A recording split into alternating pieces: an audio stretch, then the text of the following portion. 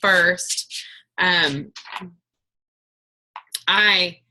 did a Zoom call for one of our leaders last night for her team. She was doing a kind of a book club thing where they were reading. It's called What to Say When You Talk to Yourself. Great book, I'm sure. I haven't read it yet, but it's on my list now because I've just heard rave reviews. I've seen great reviews for it.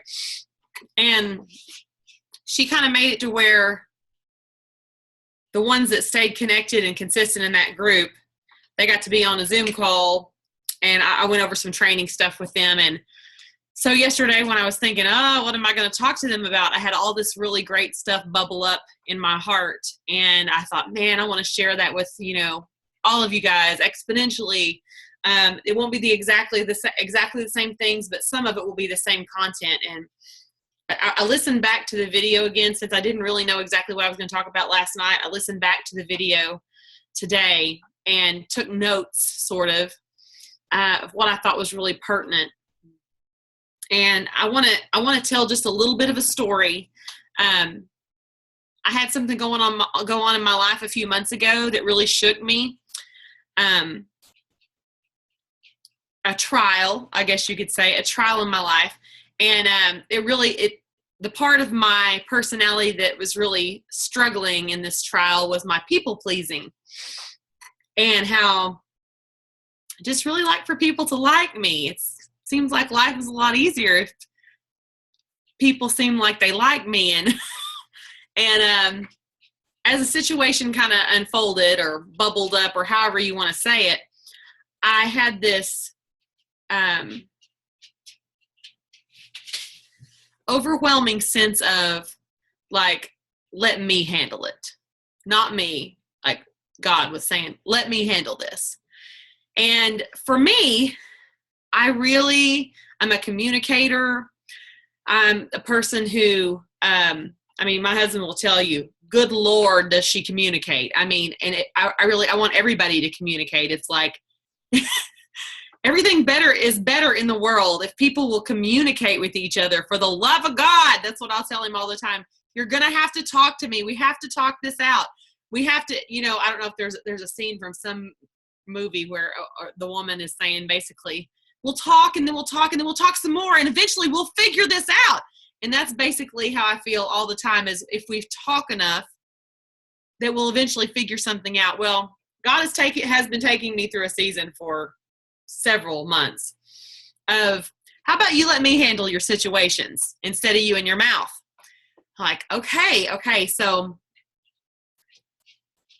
he walked me through this situation where not just once was I told to keep my mouth shut, but over and over, repeatedly, every time that this instance would come up.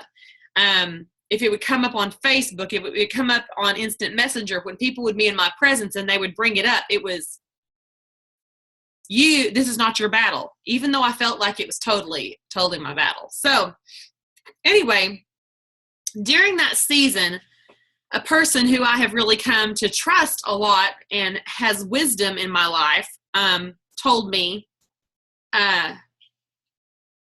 they said one sentence, and this is the sentence I want to share with you guys tonight. And I really hope that this does something for you like it did for me. If it doesn't, the sentence doesn't immediately, it didn't for me immediately either. So I'll talk you through it a little bit. But I was told, don't imagine it worse than it is. And I was like, immediately, I had a knee-jerk reaction of, excuse me? What do you mean, don't imagine it worse than it is?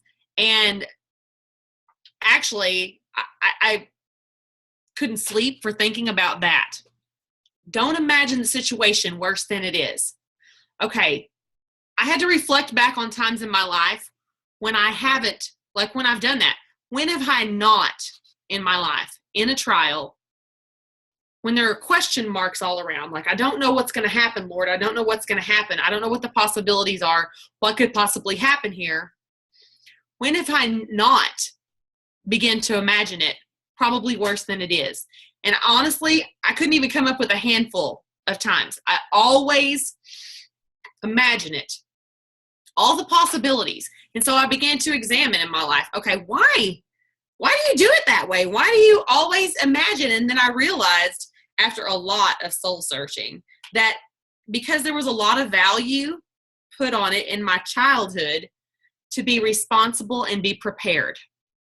Now, there's nothing wrong with that value. Be responsible, be prepared. But I had taken it to a whole brand new level of be responsible, be prepared for the worst. Be prepared with what you're going to do, how you're going to react, how it's going to feel if the very worst, if the very worst happens and something falls from the sky. What are you going to do? How are you going to feel?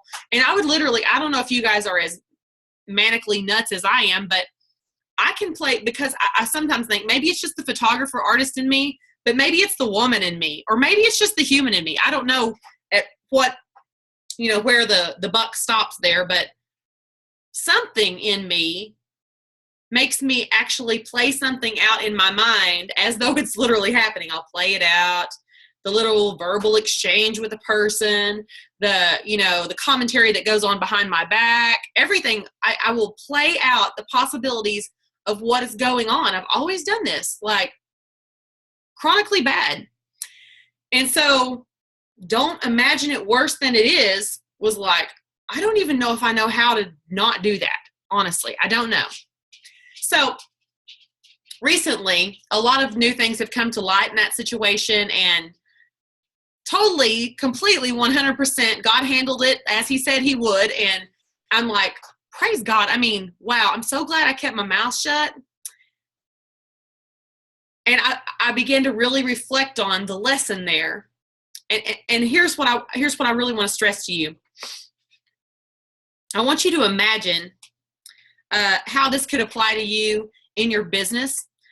For me, in my business, when someone maybe comments on a post or they like something, or I just reach out to them for whatever reason and I start a conversation with them, and the next thing you know, I can see that they have seen what I said, like they saw my answer, and then they never said anything back. Like they read my paragraphs and then nothing. It's like they didn't see it, but I can see that they saw it.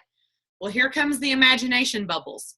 And I start thinking, oh my gosh, I bet my Plexus posts probably annoy them. Okay. I mean, totally. I know that I've annoyed them. Or I see someone at church that I know is my Facebook friend, and I see them kind of make eye contact with me, but then look the other way, even though I smiled at them. And I begin to immediately imagine, what on earth? What's wrong with it? Is this the woman in me? I mean, I'm asking, is this just a woman thing? Probably. Okay. But we do it, right? We immediately start filling in the question marks with stuff. Okay. We're being responsible. We're preparing ourselves for that bad outcome. But here's what I really want to stress to you. I think this is so important. I feel like we're about to go into a season of really big breakthrough and growth on this team. We're going to have amazing growth. And I feel that we're special. I mean, literally, I feel like we're picked apart from, I don't mean that God means that God, I'm not saying that God thinks that we're more special than other people. I think that we are chosen for a time. And I think that this time, the season that we're about to go through, that many of us, you already know it somewhere in your heart. You're like, something big's about to happen. I don't know what it is. I'm about to explode on the inside. Okay. As this season begins to unfold and you're faced with trials, I feel like we'll be like hypersensitive to things.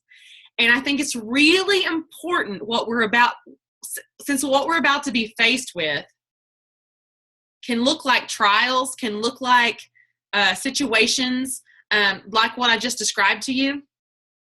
And I think it's really important to understand the way I see. I'm going to give you visual, mental imagery tonight to picture the way I think God works in these situations, okay? Okay, so when I was doing this talk last night, I was talking to people, I got this mental imagery, and I thought, oh man, I need to like trademark that, because listen to this. Okay, I immediately pictured a huge 3-dimensional, let's say acrylic or hard plastic question mark. It's a big 3-dimensional. It's as big as your torso, huge. It's hollow, like you can fill it with something, right? Okay, so when things happen I feel like God gives us these question marks on purpose. Totally gives us these question marks. Sometimes it's for as it's a trial. Sometimes your question mark might be a dream or aspiration that you have, and you think, man, I can almost taste that. But there's so many question marks around. They're like floating around my head. How would that happen? Who would do the web design? Like, how could that possibly come to fruition? I don't even know enough people to make that happen. All these things. How would my team ever grow exponentially the way God is showing me? How could I possibly reach the next level that I feel God is pointing to me to, where he's like, look, there it is. Can you see it? And so, okay, so he hands you all of these little acrylic question marks. They're not little, they're great big, huge acrylic question marks.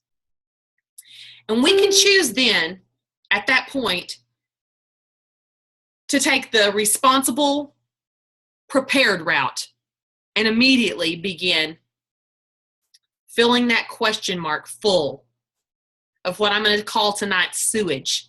We think, oh my God, here's one possibility. One possibility would be that she's mad at me.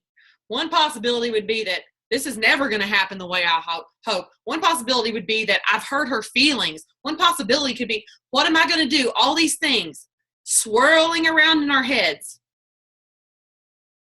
But I feel like God is calling us to this time, to this place, for the purpose of childlike faith.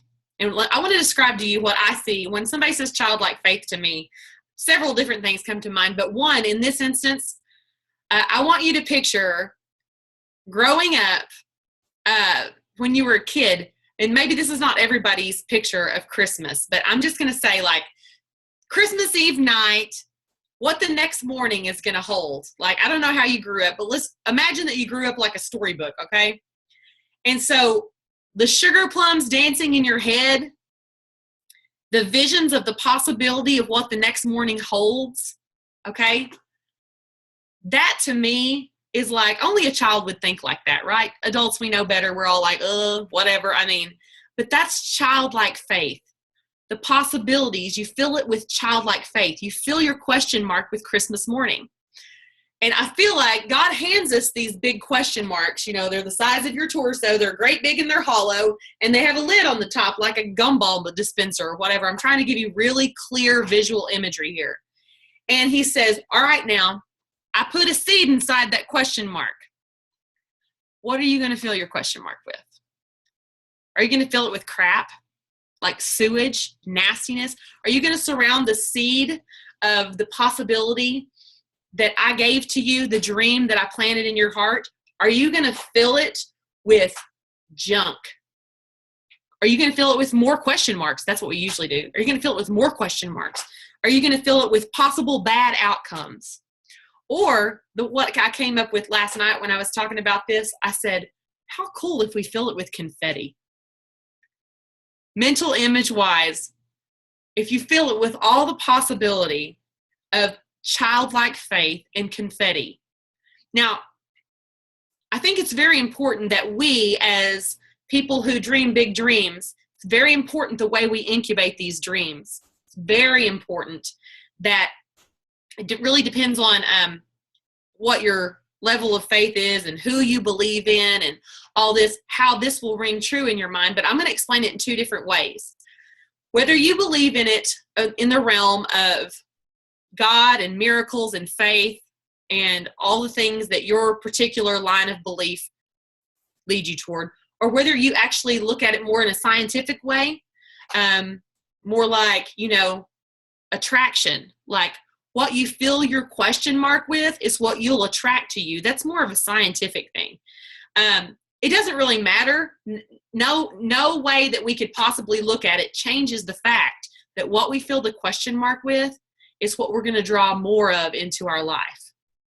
So just think of this like tonight, if I could take all your addresses and ship you all a huge question mark that has a miracle seed in it. Look, when you get this question mark, you got to be uber careful with it. It's so important that you be super careful what you put inside your big acrylic question mark. Jetty asked me last night, he goes, why acrylic? I said, I don't know. For some reason, I had something acrylic that hung on my wall when I was a kid, and like an acrylic picture, one of those shadow box picture frames. So anytime I think of filling something up, I think of acrylic because you can see what's inside it. Shake it around a little bit. I want you to stop yourself the next time you'll begin to mentally, like, visually visually imagine now when you get a bad phone call or you get a question mark of any kind, you'll start to picture in your mind, oh my God, this is that question mark she was talking about. I can fill it with all of those terrible things that I normally do before I go to sleep at night. I can feel it. I can speak. This is really powerful. I can explain the problem to my husband or my wife in a way that sounds like I am Chicken Little preparing for the sky to fall. By the way, we do this to our children, whether we know it or not. If you may totally do this. Where your child comes to you with a problem, something they faced at school or whatever, and you go into protective mode, responsible mode, prepare your child for the worst mode. Maybe not all of us do it. I have been definitely been guilty of this in the past. I think it's really important in this season that we're going into that we always, and if you're like, okay, I don't even know how to do that. I literally don't know how to do that. It takes faith. It takes prayer. It takes focus. It takes remembering what we're talking about tonight. You have to remember this. This is so important. Imagination. Your imagination is like an incubator. It's like the hatchery where we put the miracle seed, okay? So let's fill that question mark with confetti. Let's fill it. If confetti is not your thing, if you're like, I don't get that. Maybe you're more of a glitter person. Or maybe you're more of, let's say, I'm trying to think what a guy would fill it with. Whatever a guy's possibilities are, right? All the perfect possibilities of a beautiful outcome. I truly believe with all my heart that God has given us a gift that lives inside us. It's like an igniter switch. And he gives us these question marks on purpose for the purpose of incubation. He's like, I trust you with this. I trust you with this dream. I trust you with this goal. I trust you with whatever it is. I mean, even when he trusts us with a child, if we'll be honest with ourselves, like, we have a child, we adopt a child, whatever the situation is, and we're entrusted with a child, that is one big honking question mark. Like, you're like, oh my Lord, seriously. You definitely think, man, I should probably prepare for Lord knows what. Or as your kids get older, the teenage years come up and you're like, oh my Lord, I don't know what the future holds. I encourage you to fill that question mark with beauty, with love, with growing things, with what Heather Grenier, I haven't seen y'all's chat, but I did see where she said bacon. If you're a man, fill your question mark with bacon. Whatever it is that makes you smile, that makes you happy, that makes you feel like possibility, I think it's really important. Hang on a second. One other thing that I think is really important is while we're going through this season that we'll be going through,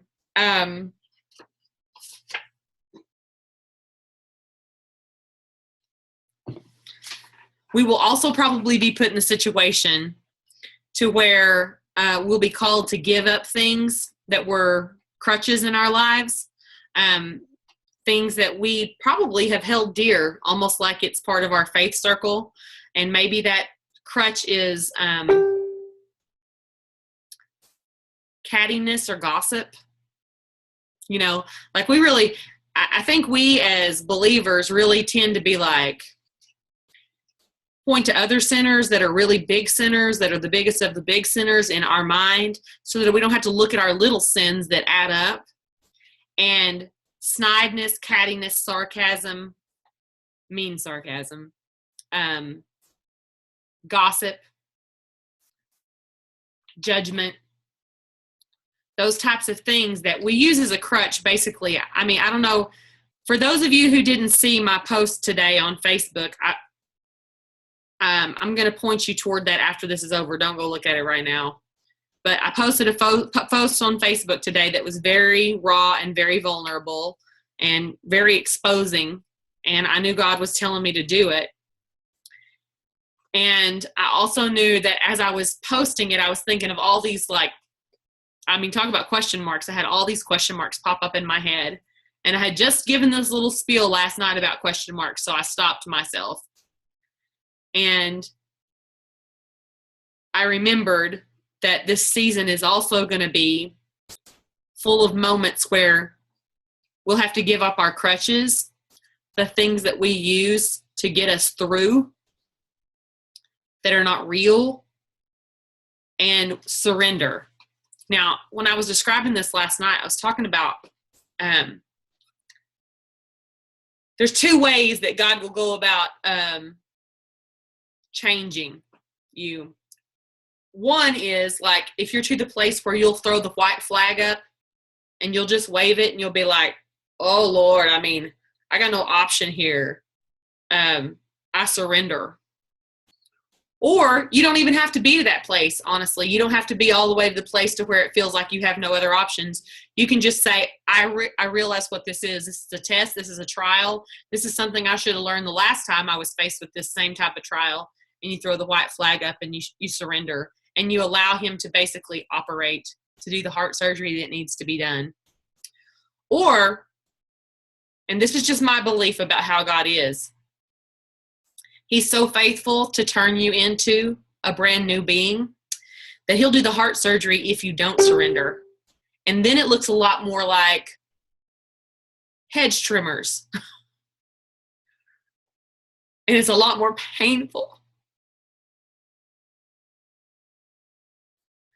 And I really encourage you, I know this is not a lot about the business tonight, but I really encourage you as you're going through this season to just hold the white flag up and lay the things down that you use as crutches, the things that hurt,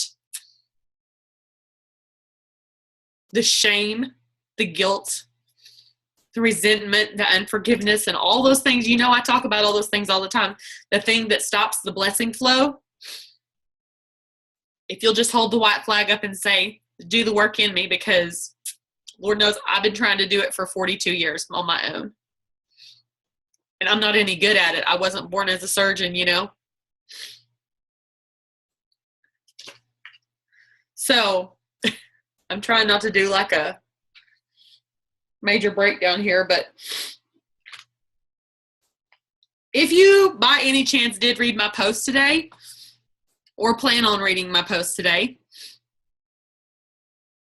and it speaks to you in some way, I encourage you to do two different things. One is, if you're a believer or if you're not, I encourage you to go to, there's a website called that is a prophet that I follow, and her name is Lana Vawser, and it's LanaVawser. And I think she's really on point for this season that we're going through, and you can go back through some of her recent things. I mean, God gives her visions and dreams, and then she writes about them, and she's kind of poetic, and I like to read her stuff. So if my post or anything I ever talk about, honestly, speaks to you, I think that also would speak to you. Also, someone reached out to me today in regards, actually several people did, but one of the people who reached out to me in regards to my post told me, she said, man, I really try to get into the faith thing. I try to get into God. I try to get into his word, but I stumble. Actually, I had like 5 people tell me this almost identical thing, and I thought, I'm going to touch on that tonight. I don't know. I don't understand it. And I thought, oh, man, that is so familiar to me. Like, especially in the beginning, I really struggled to understand when I would try to read the God's written word. I'd be like, good grief. I mean, I have no idea what he's saying. I don't know why he's saying it. I don't know who is actually saying it, who they're saying it to. I have no idea. None. And today when I was responding to one of those people, this little nugget dropped into my heart. And I was telling Jetty about it earlier. I said, why have I never thought of that before to tell people? Why have I never thought before to tell people that how I started? And you may disagree with me, but this was so important for me because I'm so artistic, and because my brain was not latching on the way I wanted it to. Imagine, like, when I just said latching on, I imagined like a newborn nursing. I literally couldn't latch on. I was trying, and I would even tell God, I don't know what I'm doing. Like, I feel so lost. I feel like I'm 30 years behind everybody else that's been doing this their whole life. How did I get so lost that I don't even know? And today, when I was trying to answer somebody's question about that very thing, the thing that dropped into my heart was, well, be honest. Where did you start? And for me, I had to bypass my brain because my brain thinks too much. And so I went with music, because music does bypass your brain and it'll pierce right through to your heart. And I changed my radio station. It's the first thing I did. I was like, okay, I get it. There's a tear in my beer. It's probably not the best thing for me to be listening to. There was no condemnation there, but it definitely wasn't doing anything for my heart except for just, reinforcing. I wanted new reinforcement. I wanted something brand new. And I changed my radio station to something that helped me. And it was like therapy for me. And it is still to this day, probably the most powerful, outside of God himself, outside of his written word, music, inspired music is probably the most powerful force in my life. It gets me through. That's why I open these calls with music. It's because it sets the tone. It changes the way my day goes. It completely will bypass your brain and speak to your heart in ways that you won't be able to understand later.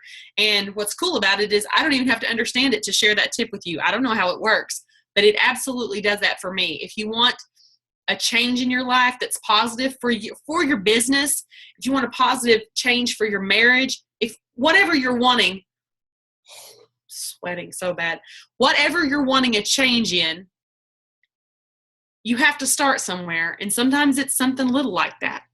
So if you want later, if you're like, I want recommendations for that, I can point you to like klove.com is a great website, and they stream music. Hillsong Worship is great. You can just turn their YouTube channel on and hit play, and it'll play through lots of songs in a row. Now I'm going to get into the actual business at hand. I had to open up with all that stuff because I think it's so, so important. Something else that came into my head while I'm getting to the actual business at hand, something that came into my head today. I was telling Jetty after I made that post, like I had to go be by myself for a while. I was having a breakdown, and I told him, I said, I could have gone through years of therapy. But what God just revealed to me today, literally this happened today, is that generally, not all therapists, so I'm not making a collective lump here, but generally therapy turns around and looks back to try to figure out what's wrong with you, why it's wrong with you. And somehow, in the muddled mess of all of that, hopefully fix you. And I could have probably gone through, years of therapy and not had the results, the outcome, the blessing flow that I have in my life that has all to do with not looking back. Because I'm telling you right now, I'll tell you what's wrong with you. I can save you a lot of psychology bills, a lot of psychotherapy. I can save you a whole lot of trouble and meds.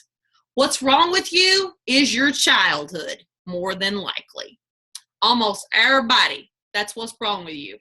And even as I raise children of my own, I know that more than likely what will be wrong with them will be all the things that I'm doing right now. Their childhood will probably be what they look back on and are like, I'm so jacked up. And so to save you the therapy dollar and save you all the meds that keep you, I don't know what the meds do. They're not great though. And I can tell you, if you'll choose instead to look forward and fill your question mark with confetti, it may feel fake at first. You may be like, I don't even know. I can't conjure up some confetti. But you have to start somewhere. And God looks forward. God doesn't ever point you backwards. I can't think of an instance where, and correct me if I'm wrong here. No, don't correct me. I don't like being wrong. God doesn't point you backwards. God doesn't say, man, let's go dredge up all those awful memories and let's just take a stroll down memory lane and let's hope it doesn't impact you this time the way it did when it actually happened. That's not how God works. God says, let me make you brand new. You're broken. You're exactly how I need you to be. Exactly how I need you to be, broken, so I can start on you all brand new. And he takes everything that your childhood did to you and he turns you into something brand new. Okay, now I want to read something to you that was very impactful for me. Chapter 1. This is 5 chapters, and it's literally just a little short little poem, but it's 5 chapters of my life. And this was written, can't remember the lady's name who wrote it. She'll forgive me, though, if she's even alive. Okay, chapter 1. I walk down the street. There is a deep hole in the sidewalk. I fall in. I'm lost. I'm hopeless. It isn't my fault. It takes forever to find a way out. Chapter 2. I walk down the same street. There is a deep hole in the sidewalk. I pretend I don't see it.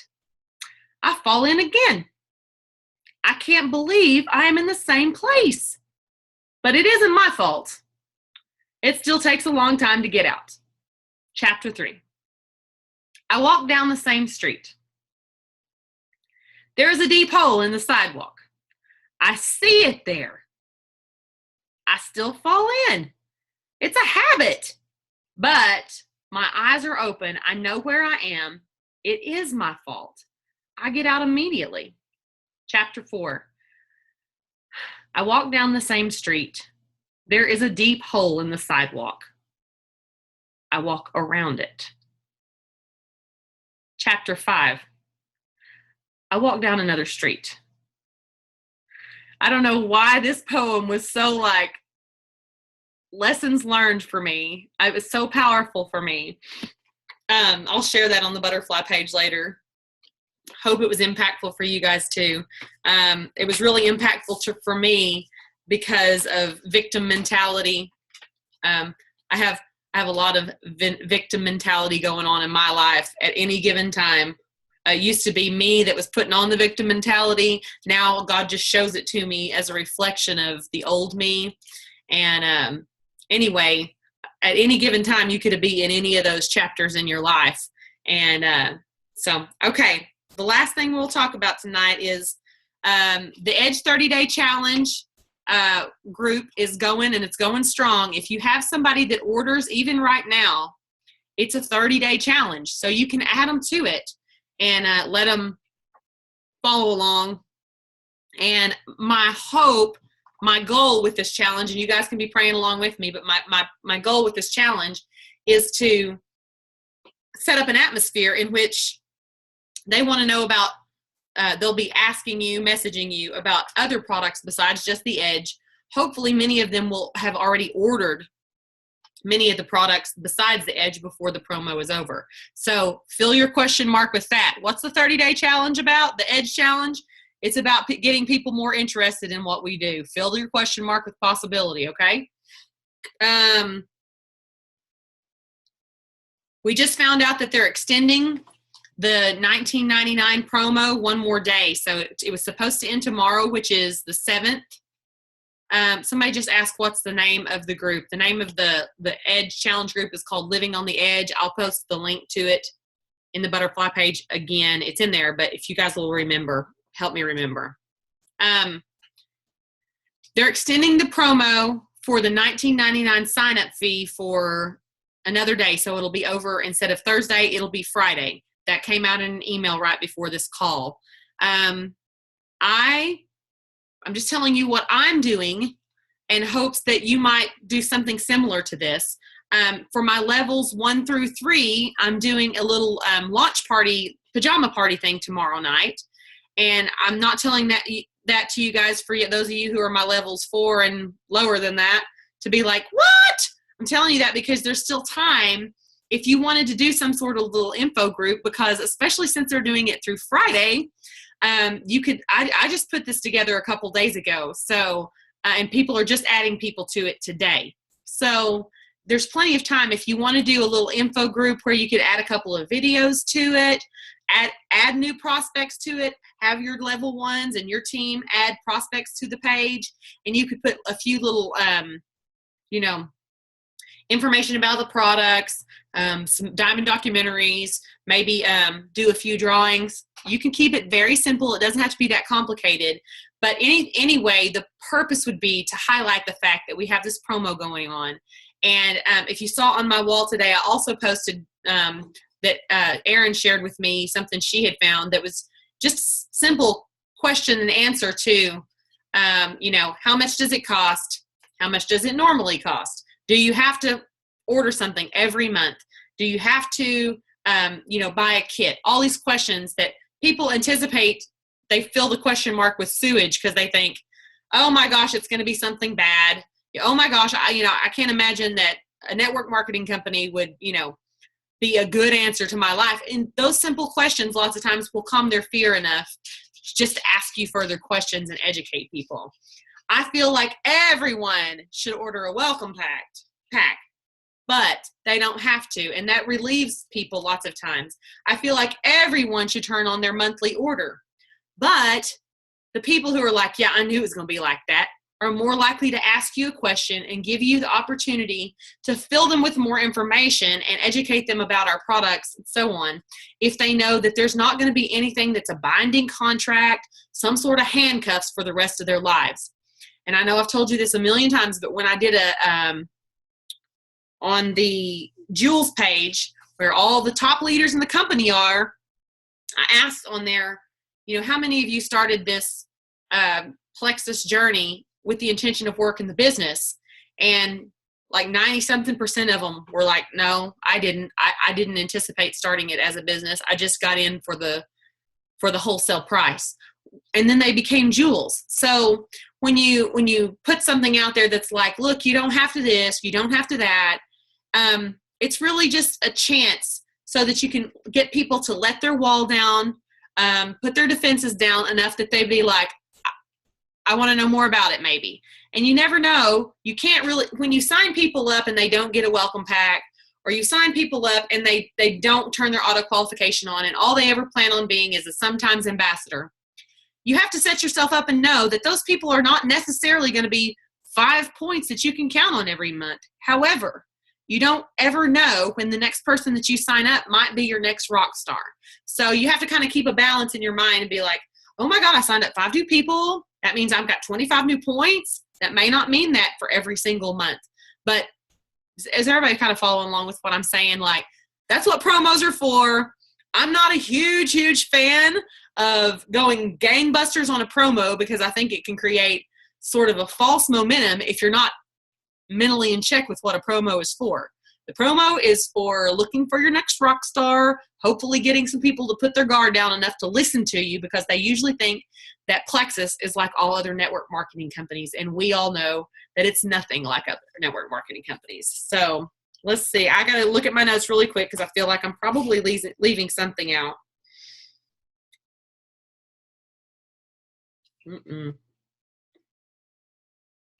Okay. I am going to glance really quick at the questions to make sure, at the chat. Yeah.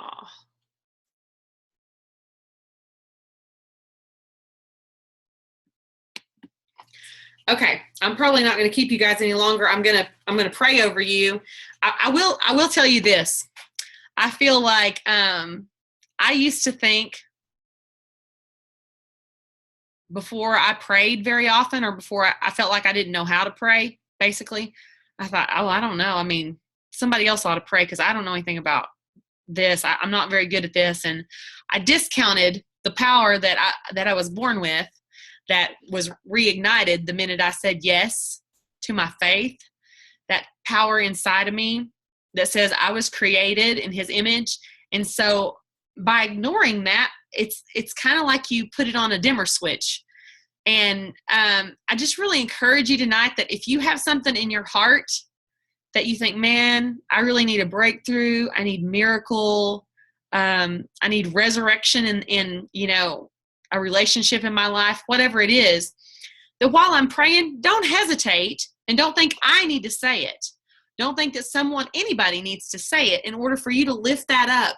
And I also encourage you, I think it's so important that in those situations where you have those question marks, where there's a bad relationship, where your marriage is struggling, where your business won't take off, think it's so important that you use the imagination that he gave you in the way that it's intended to be used. He gives you those, trials for the purpose of that. He gives you those dreams for the purpose of that. So while I'm praying tonight, I really encourage you to not be woe is me, like in the misery of it. I think literally this is how I picture God being like, oh my goodness, that is operating in fear. Don't operate in fear.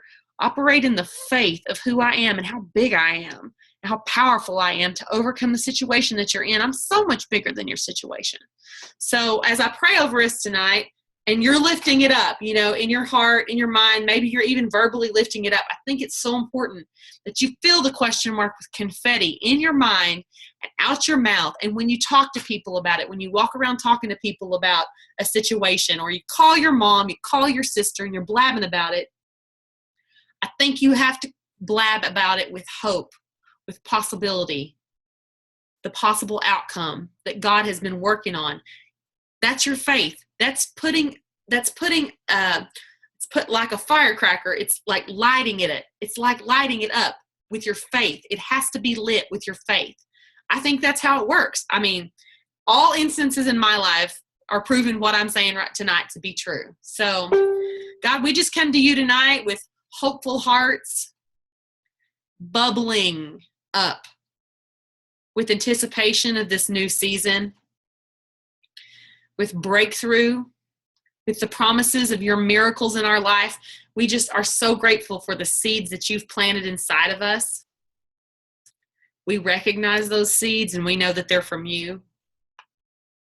We even thank you for the trials that have caused growth. I mean, I can't think of a single time in my life that I've had exponential growth that it wasn't preceded with something that felt gut-wrenching at the time. I'm grateful for the work that you do in me. I'm grateful for my childhood. Everything that means to whoever's listening tonight. I'm grateful for my childhood. I'm grateful for, what you've planted inside us because of our childhood. Grateful for my marriage, God. No matter how it looks to me on the outside, I can see godly love in it. I can see miracle resurrection power in it, regardless of what the natural may look like. I thank you for my job, even though sometimes the alarm clock makes me crazy. I thank you for the provision that it provides for me and for the growth that it gives me, God. Thank you for my kids and that you trust me with them. I thank you for the opportunity to make the right choices every day in every situation.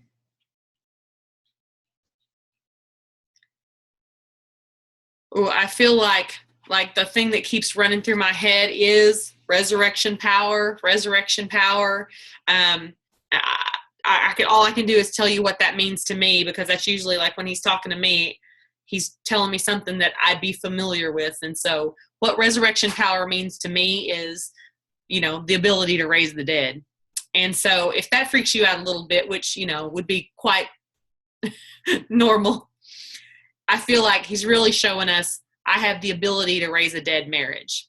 I have the ability to raise a dead bank account. He's absolutely bigger than your bank account. He's bigger than your circumstance. He's bigger than any fear that you have in your life. So when I say the word fear, okay, I'm exploring here. This is where my brain takes me. I'm exploring. When I say the word fear, whatever image bubbles up in your mind of, oh God, that makes me so afraid. No matter what it is, he is bigger, like immensely, cajillion times bigger than whatever's causing fear in your life. Fear is bondage. It will keep you strapped down, like when you see like a criminal movie and they have someone bound to a chair and they have duct tape around their mouth. They're bound and gagged and they can't speak and they can't move. They're paralyzed.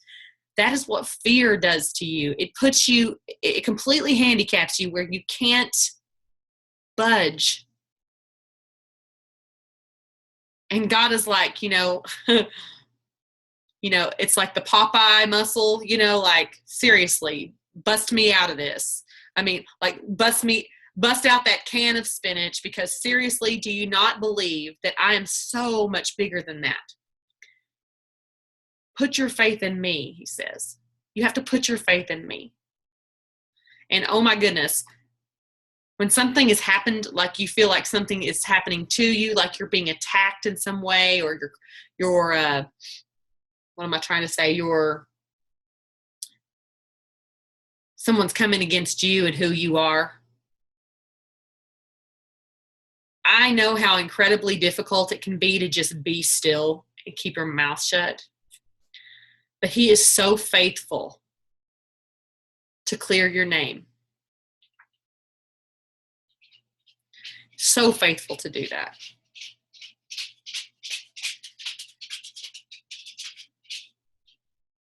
Lord, any health problems that are going on out there, I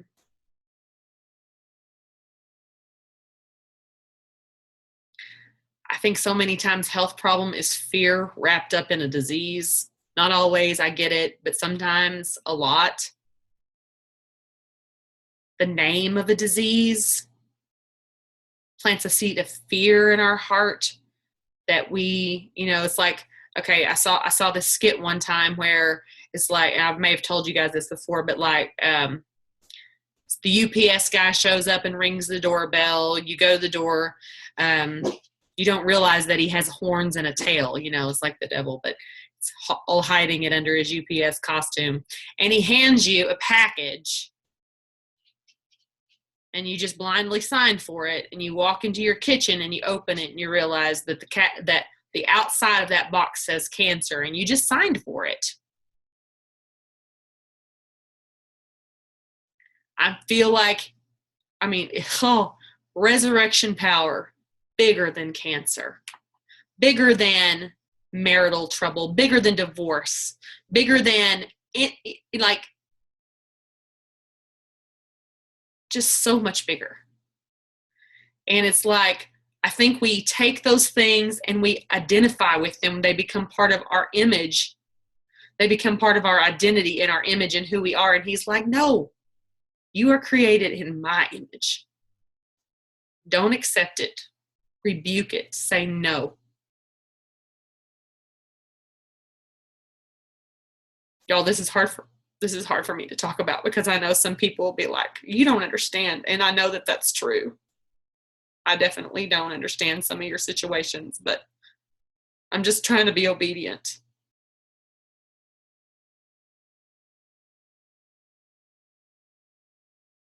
But I think some of you are walking out of a situation like this where what I'm saying is really resounding in your heart, and you're like, you're right.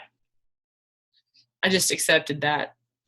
I accepted that my fate was to have a terrible marriage because it was spoken over me, or because whatever. And now I'm in this situation, and it doesn't have to be like that.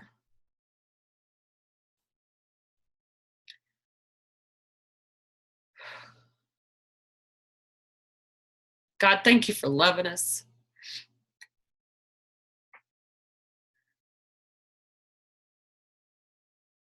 Thank you for the growth, the exponential growth that's about to happen on this team. I can see growth in the spirit. I can see growth in the business. It's about to explode in ways that we can't comprehend these things. And it's going to just take off like a rocket. Even for you new people, I don't know if there are new people listening tonight, but like you new people, you grabbed onto the rocket ship at the exact right time. I mean, because it is about to take off and explode. And I want you to be holding on with both your hands and be like, I'm ready for this. I'm ready for this. I'm ready for this. And as these trials come up, go back and watch some of these Zoom calls where you're like, oh my God, I don't know what to do. There's so many question marks. Watch the Zoom calls again. Turn to him. Always. Always. When you see other people, and this is only going to be like some of you that may have seen this who have sideline friends that are with completely other teams. When you see other people and they're struggling, they have this going on and that going on, I can't get this to happen, this is not going right, whatever, always say to yourself, I'm so sorry that that's going on with you, but that does not impact my team. I am not going to sign the dotted line that oh my goodness, I better fill my question mark with a lot of junk. No. I say, no, I do not choose that for my team. Somebody says some word that you're like, I don't know what that word means. What do you mean your team is struggling with that? And then you want to go look it up. And if they're struggling with it, don't go look it up. You're signing for it. Also, if you are on any group pages, oh my goodness, that are full of negativity, your nosiness, I can't say this strong enough, your nosiness is the only thing that keeps you there. And that is not the best use of your time. That's for anything. That has, if it's your business, or if it's just a Facebook group that has nothing to do with Plexus, and you're just in there for the nosiness and it's a negative group. Oh my God, the rants and raves type groups. And you're like, ooh, I wonder what's shaking down now. Oh my Lord, let go of that. That is you got a hot air balloon that's destined for goodness knows where, and that is a cord that is keeping you tied to the ground. Don't let your nosiness keep you tied to the ground. That curiosity can bubble up as fear. You think, oh my goodness, what if that happened to me? What if this happens to me? I'm just so glad that we on this team, we as believers have something that's so much bigger than all of that nonsense. So much bigger. So much. It's filled with so much power that is the one thing that should be shaking us. We should be completely shaken with how much power that we actually have. And I believe that God is unfolding for us like a package, like a Christmas morning package. I think he's unfolding for us each week, like he's pulling the paper back on this new season, this new growth that we're going to experience, how to handle it, how to grow in it gracefully, how to love on people, how to extend grace to people, to even people that are ugly to you, how to extend grace and love on them, how to let him fight your battles, and how to use your imagination effectively. When you really think of it, what do you think he gave you an imagination for? I can promise you it wasn't in the hopes that you would walk in fear. I want to say that like 10 times. That's not what your imagination is for. And even if it makes you feel responsible to predict all the outcomes, it's still not what it's for. It's to incubate the possibilities, to incubate the miracles. It's to marinate. It's to fill that question mark up with beauty. And we just thank you for that, God. Just thank you so much. Like my heart's about to explode with your promises and with your love. And I want to tell you guys tonight, I'm going to keep my eyes closed just a little bit longer, but if you're new and you're like, what on earth did I just listen to? Because this is a very big possibility. I'm not going to lie to you and tell you that it's always that, it's never like this. This was a one-time occurrence, because this is a season, and it may be a season for the rest of my life, because it sure does make my heart happy. But God is teaching us something. These are supernatural things that God is teaching me, and then I try to pass it on the best way I can. I mean, my brain is not quite what I wish that it was in these areas, but if you got on this call and you're like, this was a business call and I don't really understand this, and why does she keep talking about question marks?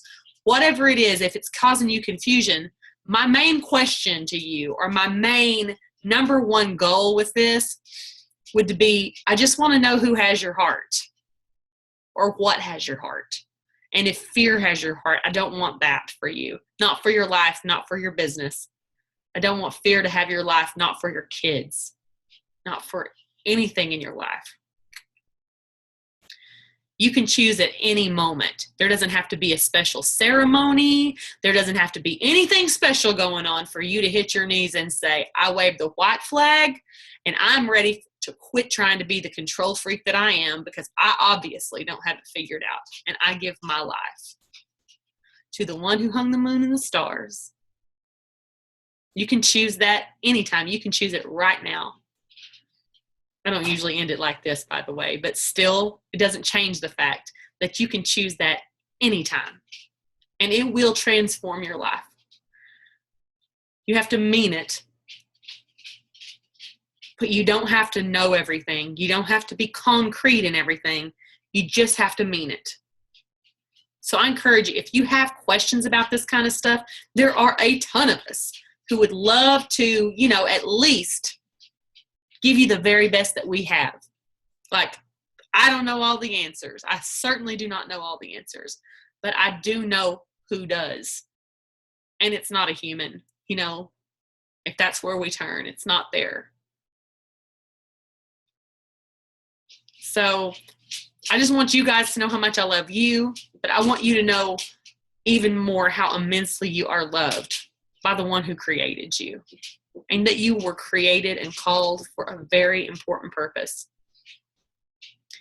And that he's ready for you to walk in it, and he will guide your steps, every single step.